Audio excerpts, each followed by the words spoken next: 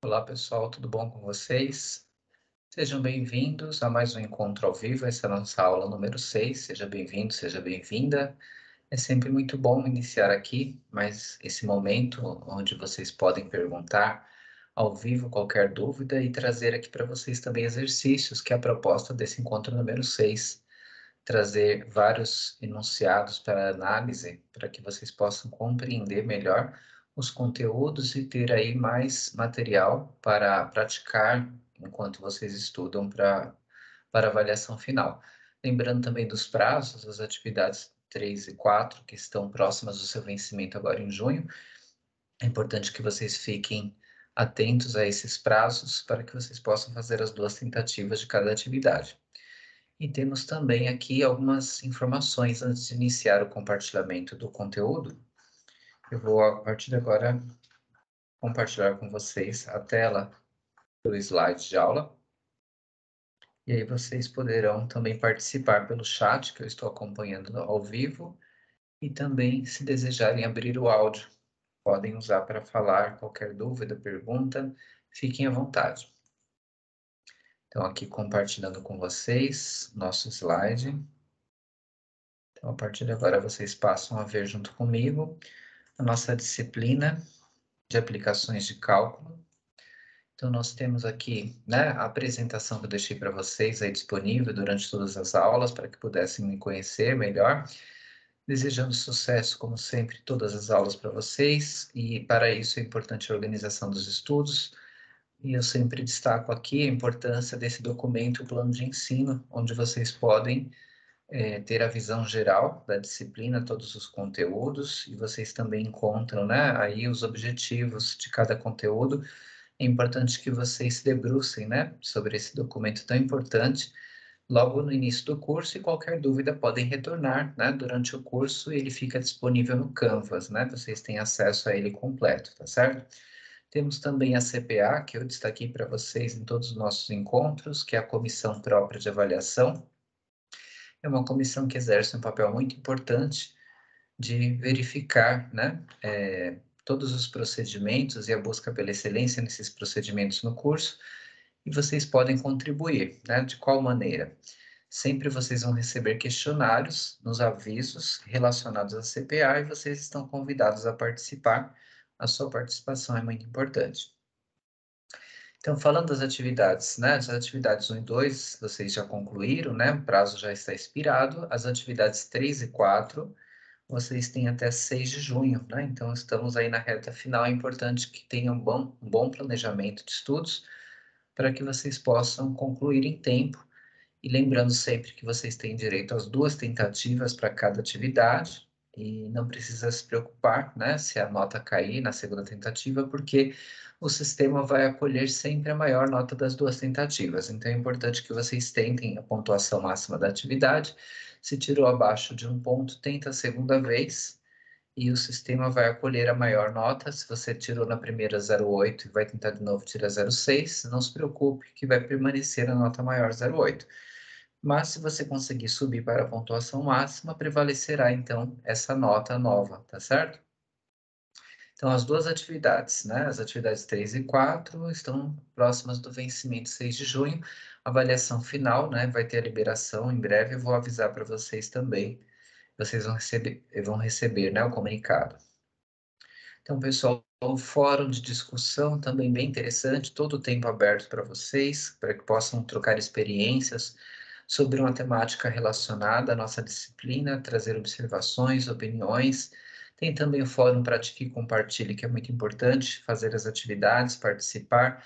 Tem muitos vídeos complementares que eu gravei para vocês, que vocês podem assistir e rever para poder compreender melhor o conteúdo.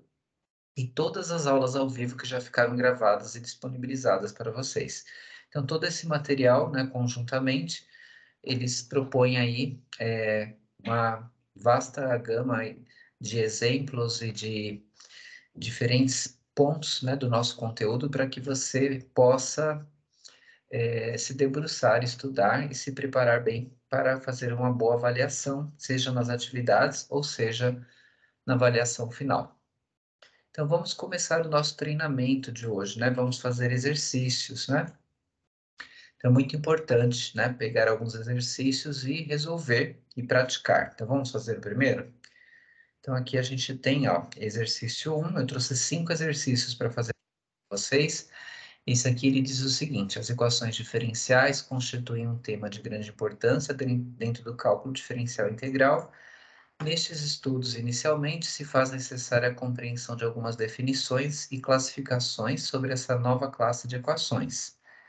Nesta questão, tenha em mente os conceitos básicos envolvendo as classificações de equações diferenciais e considerando a seguinte equação. Então, temos aqui uma equação que aqui seria, né, y duas linhas mais x ao quadrado y' menos 5xy, que é igual menos x à quinta mais 12x ao quadrado menos 5x. Então, aqui é a nossa equação diferencial.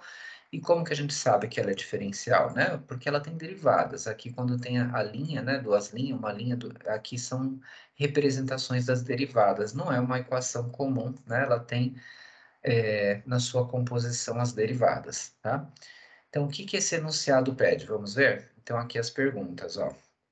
Deixa eu só mudar aqui a posição. Então, ó, ele pede, né, a equação diferencial dada, no caso essa daqui que a gente acabou de ler, é uma equação diferencial parcial? A equação diferencial dada corresponde à equação diferencial de ordem 2?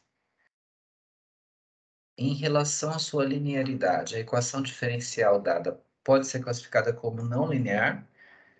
E a função y igual a x à quarta mais 1 constitui uma possível solução para esta equação diferencial? Então, são 4 itens para resolver com base nesta equação diferencial que foi fornecida, tá? Então, vamos analisar um a um estes itens, tá? Então, vamos ver aqui, ó. O primeiro, a equação diferencial dada é uma equação diferencial parcial?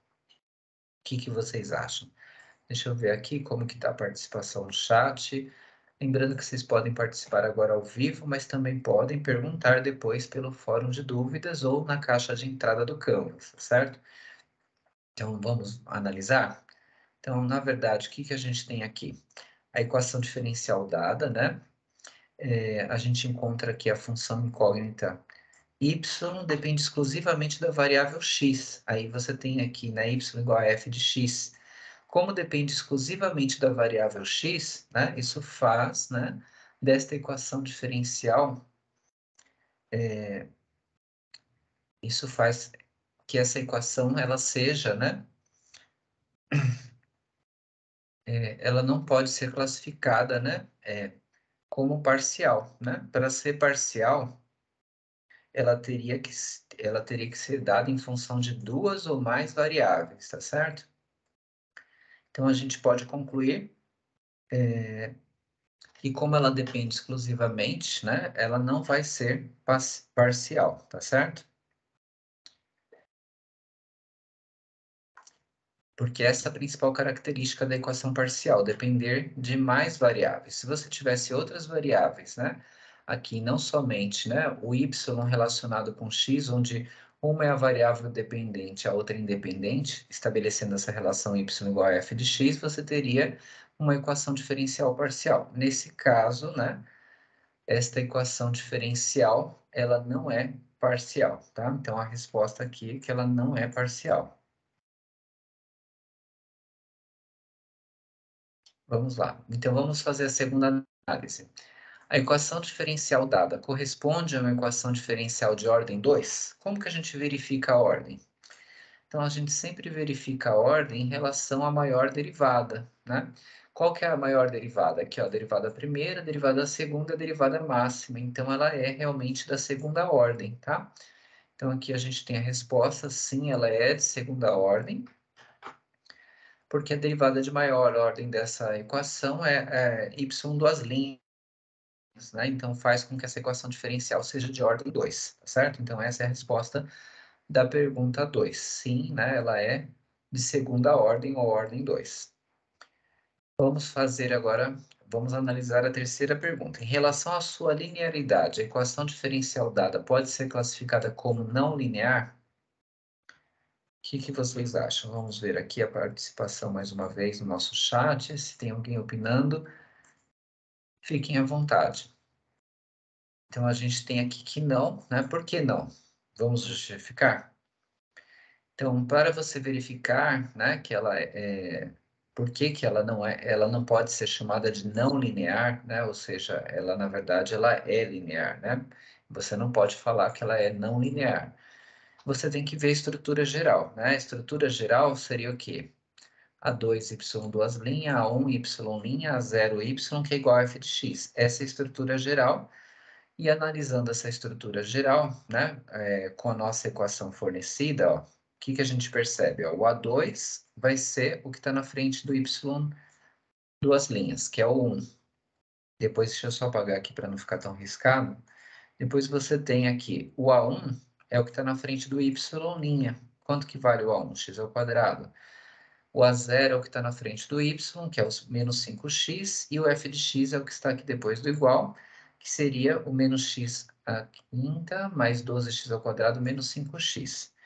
Então, o que que a gente percebe, né? Todos esses elementos, A0, A1, A2 e f, são funções exclusivamente da variável x, né? Então, isso faz que seja uma equação diferencial linear. Então, ela não pode ser chamada de não linear, porque ela depende só da variável x, tá certo? Então, ela é linear. Então, como a pergunta aqui falava de não linear, a gente não pode dizer que ela seja desse tipo não linear, porque na verdade ela é linear, tá certo? Aqui eu estou deixando toda a resposta registrada para que vocês também possam ler depois estudando os slides, tá? Aí fica mais prático para a organização dos estudos. Vamos lá então para a próxima? A função y igual a x à quarta mais 1 constitui uma possível solução para essa equação diferencial? Pessoal, como que a gente percebe se uma função ela é uma possível solução? Para você verificar se ela é ou não uma possível solução, só tem um caminho, né? A gente tem que verificar as derivadas dessa função, fazer o processo de substituição e ver se a igualdade fica verdadeira, né? Então, a gente vai precisar fazer aqui a derivada da primeira e da segunda em relação a essa função que foi dada, substituir aqui na derivada da segunda e da primeira, né? E fazer aí todo o processo para verificação se a igualdade fica verdadeira, aí sim ela será uma solução. Vamos então verificar? Então, aqui, ó, a função é x à quarta mais 1, a derivada da primeira, né? A regra do tombo, ó, o 4 vem multiplicando, ficou na frente, tira 1 do expoente, ficou 3, 4x ao cubo. Derivando de novo, né? Então, o 3 tomba, 4 vezes 3, 12. Aí você tira 1 do expoente, fica 2, 12x ao quadrado. Tendo essas funções derivadas, né? A gente faz o processo, e a própria função também, né? A gente vai substituir na equação diferencial, que é a equação que foi fornecida para o nosso problema, para os 4 itens, né? Então, ó, deixa eu apagar aqui para ficar melhor para vocês visualizarem de novo. Então, a derivada da primeira 4x ao cubo e derivada da segunda 12x ao quadrado. Então, ó, derivada da segunda 12x ao quadrado, derivada da primeira 4x ao cubo, a própria função x à quarta mais 1. Aqui a gente só copiou o que já estava do outro lado, agora é um processo de manipulação desses elementos para que a gente possa verificar se a igualdade é verdadeira. Então, aqui 12x ao quadrado que foi substituído, tudo bem. Agora, 12x ao quadrado vezes 4x ao cubo, multiplicando, soma os expoentes, fica x à quinta. E mantém o 4, porque não tem outro numeral multiplicando no ser o 1, e não vai mudar o 4 quando você faz 4 vezes 1. Então, a gente multiplicou aqui o x ao quadrado vezes x ao cubo, pela regra da potência conserva a base, soma os expoentes, deu x à quinta. Quando a gente multiplicou aqui, x vezes x à quarta, como era x elevado a 1, soma o expoente 1 com 4 também deu x à quinta. Aqui, fazendo a distributiva, ficou o próprio 5x. Como não tinha outro número, né? Aqui eles não mudaram, né? Ficou 5 e 5, porque aqui era 1 na frente do x à quarta e aqui era o próprio 1, né? Fizemos a distributiva, agora a gente junta os termos semelhantes, né? Como que a gente vai fazer? Só para deixar o mais simplificado possível para fazer a verificação. Então, aqui o que que a gente pode fazer? Nesse lado, x à quinta, 12x ao quadrado, menos 5x. Aqui vocês observam que a gente só está copiando mais uma vez. Agora, aqui sim, né? A gente pode fazer algumas manipulações, né? Então, o que que a gente pode verificar que foi feito nessas passagens, né? Então, a gente tem aqui 4x à quinta com menos 5x à quinta deu só 1x à quinta, né? Ficou 4 menos 5 deu menos 1. E foi copiado o menos 5x e o 12x ao quadrado também. A gente só teve a junção desses dois aqui, que tinham a mesma potência, né? E a gente subtraiu 4 menos 5 deu menos 1. Nesse lado aqui, mais uma vez, a gente só copiou, e aqui a gente chegou, né, numa condição para poder comparar. Deu igual, né? Então, ó, 12x ao quadrado menos x à quinta, onde está? Menos x à quinta e 5x, 5x. Realmente os dois lados ficaram iguais. O que isso quer dizer? Isso representa que realmente é uma solução, porque satisfez a igualdade quando você substituiu a função dada, você substituiu tanto a derivada da primeira quanto a derivada da segunda.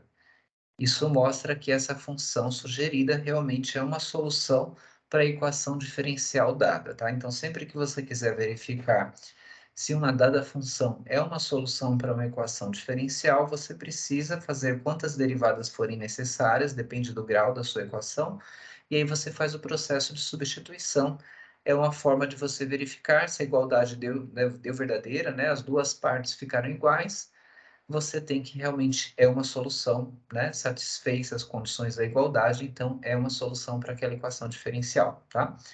Então, aqui a gente concluiu o exercício número 1, né? A gente fez 4 itens sobre a equação diferencial, né, que foi fornecida. Vamos fazer o exercício 2 agora, ó. Dentro do estudo das equações diferenciais ordinárias de primeira ordem, as EDOs lineares são um tema de grande importância. Para esse tipo de equação, o cálculo do fator integrante permite reescrevermos a equação de modo a facilitar seu processo de resolução. Considere para esta questão a seguinte EDO linear: y' seno de x vezes y e elevado a x mais cosseno de x. Então, aqui temos a nossa EDO linear que foi fornecida. E o que o exercício pede? Vamos ver, ó. Ele traz aqui duas asserções para analisar. Será que elas são as duas verdadeiras? Será que elas estão relacionadas entre si? Então, primeiro a gente vai fazer uma análise uma a uma, se elas são verdadeiras, fazendo os cálculos para depois verificar se elas se relacionam entre elas, tá? Então, ó, o fator integrante para a EDO linear vale I igual a E elevado a menos cosseno de x. Será que é verdadeira essa asserção? A solução geral da EDO fornecida vale y igual a E elevado a cosseno de x, abre parênteses, E elevado a x mais C. Será que também é verdadeira? Se elas são verdadeiras, depois nós vamos verificar se elas estão relacionadas, se realmente esse porquê faz sentido, né? Que há uma relação que a primeira, ela tem a sua justificativa na segunda, né? Se elas estão relacionadas para que a primeira realmente faça sentido, a segunda é uma justificativa. Ou pode ser que não tenha, né? Aí pode ser que não tenha e só são verdadeiras, mas não estão relacionadas. Vamos verificar então, primeiramente, aqui é a relação entre elas. Primeiro ali falou de fator integrante, né, pessoal? Para saber se aquela afirmação 1 realmente representa o fator integrante, como que eu acho o fator integrante de uma EDO linear, né? Eu tenho essa fórmula que é o E elevado à integral de P de x dx. Mas o que é o P de x? Aí você precisa lembrar que uma EDO linear, ela tem essa estrutura.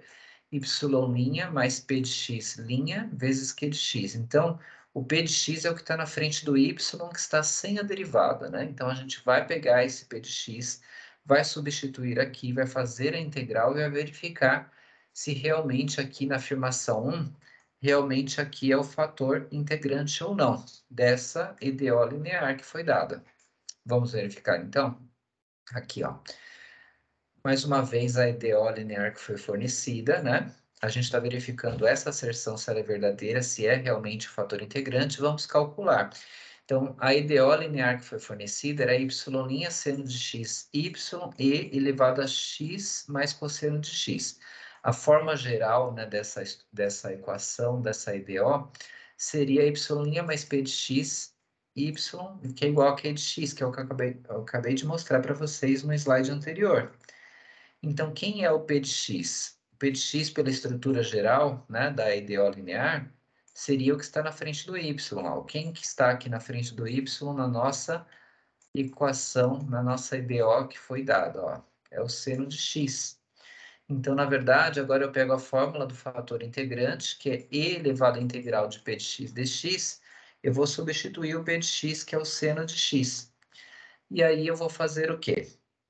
Eu vou fazer a integral de seno de x dx, que a gente sabe, né, pela própria lógica da derivada, que é a operação inversa, então seria menos cosseno de x, porque se você deriva menos cosseno de x, dá seno de x. Então, a integral de seno de x é menos cosseno de x. Então, a gente chegou à conclusão que o fator integrante é e elevado a menos cosseno de x. Então, a afirmação, a asserção 1 é verdadeira.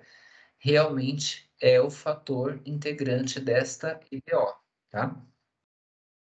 A gente seguiu passo a passo, pegando a fórmula do fator integrante, verificou quem que era o p de x, na estrutura geral aqui da EDO linear, comparou quem que estava na frente do y, que era o seno de x, ficou e elevado, né, aqui no lugar, na fórmula, deixa eu mostrar para vocês de novo, na fórmula aqui do fator integrante, né, que seria sempre, deixa eu voltar aqui para mostrar, né, a fórmula do fator integrante é e integral, olhem aqui em cima, né, deixa eu apagar de novo, que aí fica melhor também, aqui.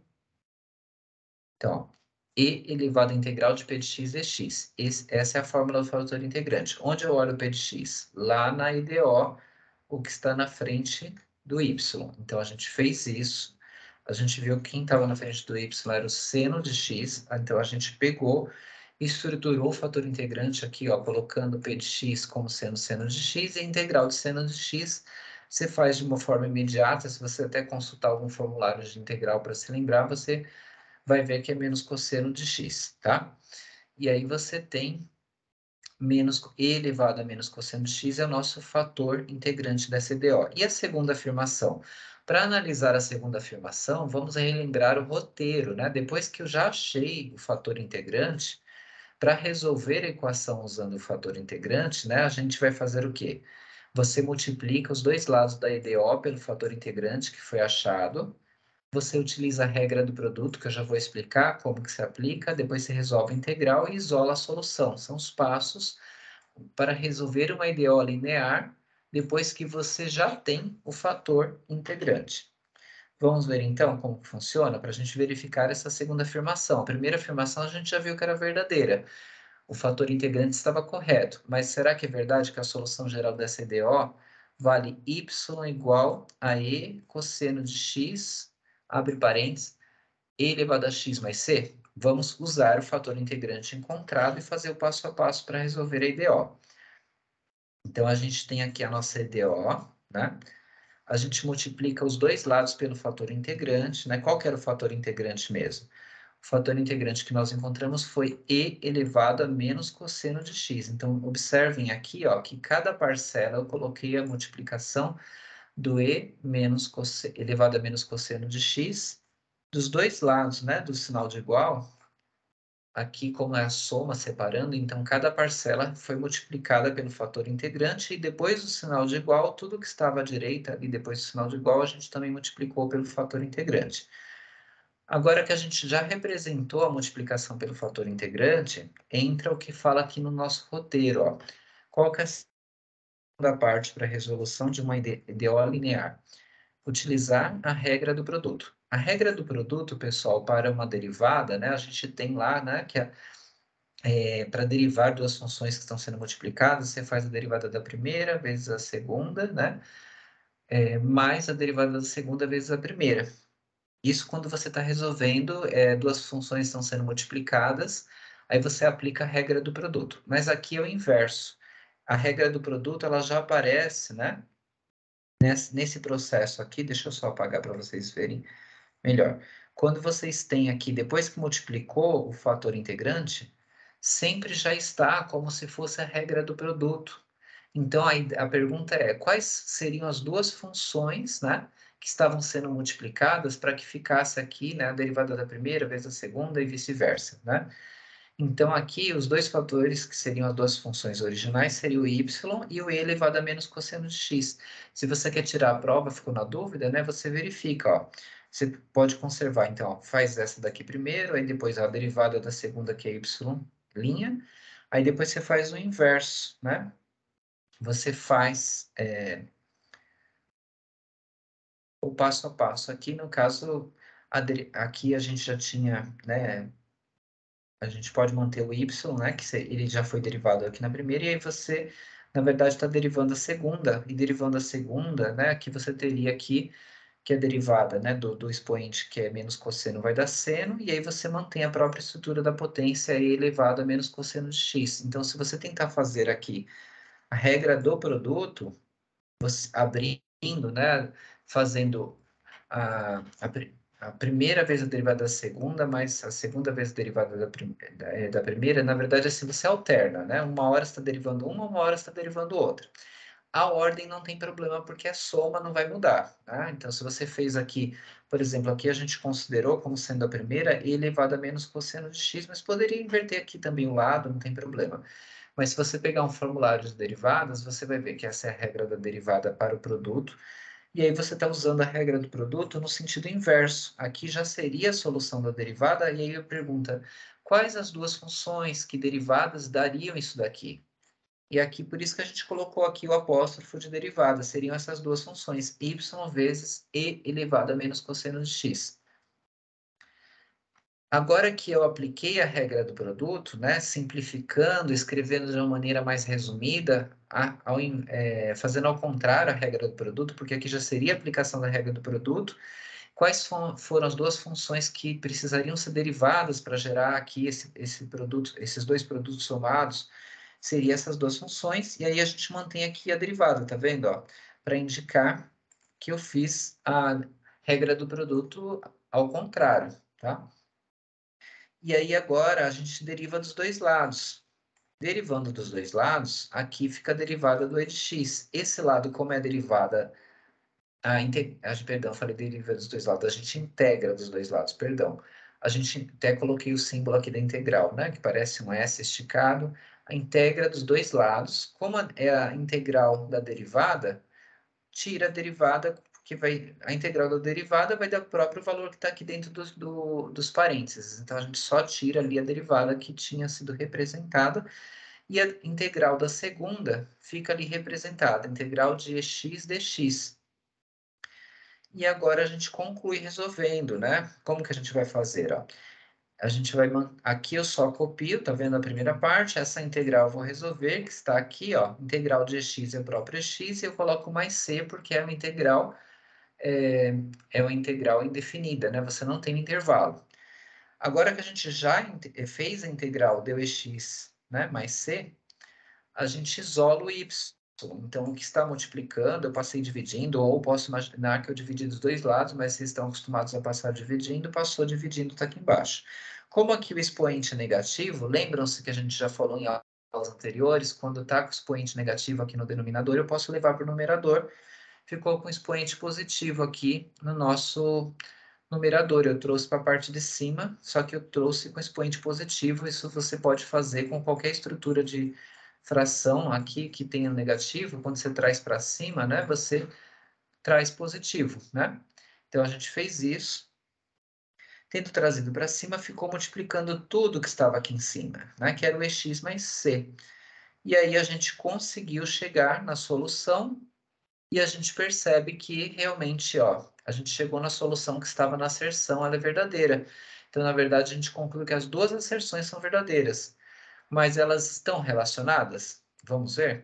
Na verdade, não, né? Elas são verdadeiras, né? Mas não é possível afirmar que as duas asserções estejam relacionadas, porque não há uma relação que, né, uma implicação lógica entre a asserção 2 como uma justificativa. Não existe isso. Então, as duas são verdadeiras, né, mas elas não estão relacionadas, tá certo? Não existe uma relação de porquê entre elas, que era aqui onde tudo começou no nosso exercício, aqui, ó. Aqui, ó. Não tem esse porquê, elas não estão relacionadas, tá? São verdadeiras, a gente achou o fator integrante, usou o fator integrante multiplicando dos dois lados, resolvendo a nossa EBO linear, mas ela não é, elas são verdadeiras, mas não estão relacionadas. não é uma justificativa. O fato de eu usar o fator integrante e dar o resultado não quer dizer que isso justifica o fato dele ser o fator integrante, né? Porque você calculou o fator integrante primeiramente, né? Então, na verdade, seria até o inverso. Se elas estivessem invertidas, em cima fosse a solução e embaixo, porque o fator integrante é esse, aí seria uma justificativa, tá? Vamos lá, então, agora para mais um exercício, preparado? Exercício número 3, ó. Dentro do estudo das séries alternadas, se mostra de grande relevância a capacidade de determinarmos o caráter, convergente ou divergente, de uma determinada série alternada. Considere para esta questão a seguinte série alternada. Temos aqui uma série alternada, lembrando que a característica de uma série alternada é esse menos 1, né, elevado a n mais 1, né? E aí você tem aqui, principalmente o menos 1, né, que vai caracterizar aqui a nossa série alternada, né? Ele vai ficar ora com expoente positivo, par, ora com expoente ímpar. Então, uma hora vai dar positivo, outra hora vai dar negativo a potência, né? Porque menos 1 elevado, por exemplo, ao quadrado dá positivo, menos 1 elevado ao cubo já daria negativo. Então, quando for ímpar vai dar negativo, quando for par vai dar positivo. Por isso que a série fica alternada, né? A alternância dos seus sinais. Mas a gente quer fazer uma análise aqui, vamos ver? Então, ó, vamos analisar o seu caráter, né? O que quer dizer analisar o seu caráter? Toda vez que aparece a palavra analisar o caráter, é se é convergente ou divergente. E a gente tem vários critérios, né? Vamos ver qual critério que vai ser aplicado aqui, ó. Então, a gente vai usar o critério do limite do termo geral, né? O termo geral é essa parte aqui da série alternada, n sobre 5n mais 1, a limite de n tendendo ao infinito do AN, né? N sobre 5n mais 1. Se você olha esse limite e substitui aqui o infinito no n em cima e embaixo, vai dar infinito sobre infinito, porque vai ficar infinito, 5 vezes infinito mais 1, isso daqui daria uma indeterminação. Quando dá uma indeterminação, um caminho que você pode percorrer no cálculo diferencial integral, se você não chegou na solução do limite, é usar a regra do L'Hopital. Como que vai ficar pela regra do L'Hopital? Pela regra do L'Hopital, você deriva em cima e embaixo. Ó. A derivada de n é 1 e a derivada de 5n é 5, a derivada de 1 em n é 0. Então, ficou um quinto. Quando você derivou, deu um valor constante, que já é a solução do limite. Tendo achado aqui o limite, né, do termo geral, qual que é a conclusão?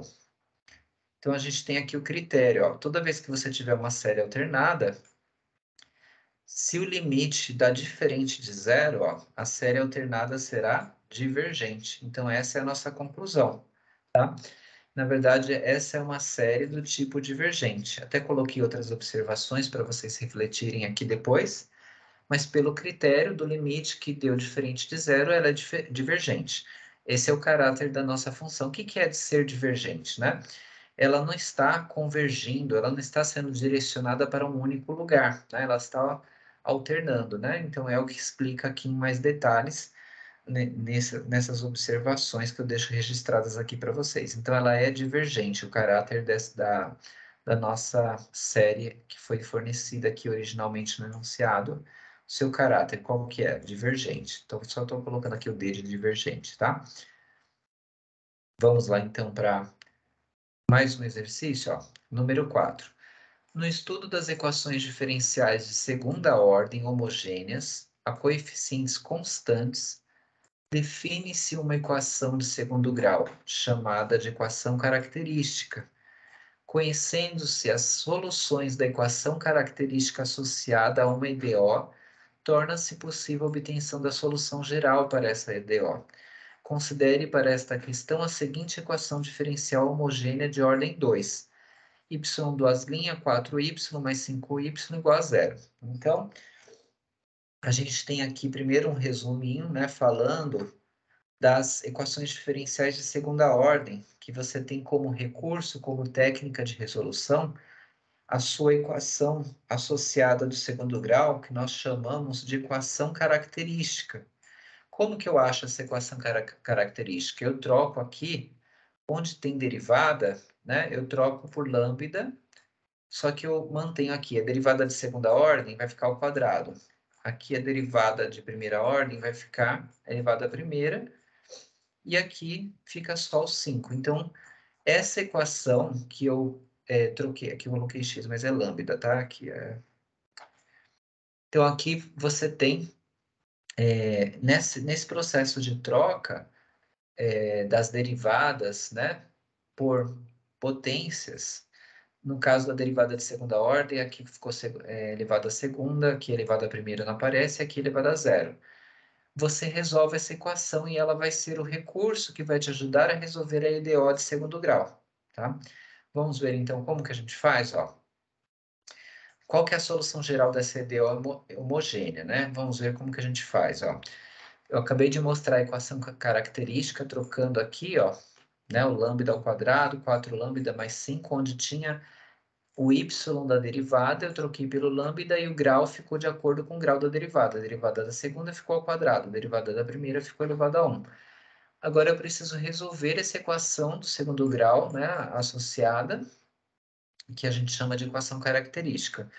O método, né, mais usado para resolver uma equação de segundo grau é a fórmula do Bhaskara, né, que é o delta igual a b ao quadrado menos 4 vezes a vezes c. Então, a gente vai pegar b ao quadrado, 4 ao quadrado, menos 4 vezes a, o a é o que está na frente do que está ao quadrado, então aqui é 1, vezes c, que é o que está sozinho aqui, sem lambda, né?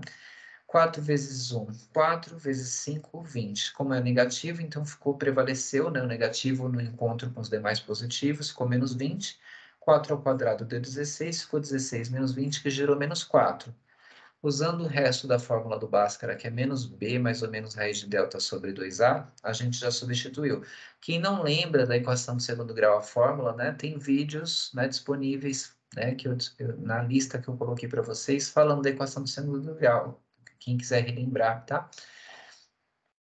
Como que faz a resolução da equação do segundo grau. Então, menos b, como b aqui ele era 4, ficou menos 4. Aqui o delta deu menos 4, ficou raiz de menos 4, 2 vezes o a, 2 vezes 1.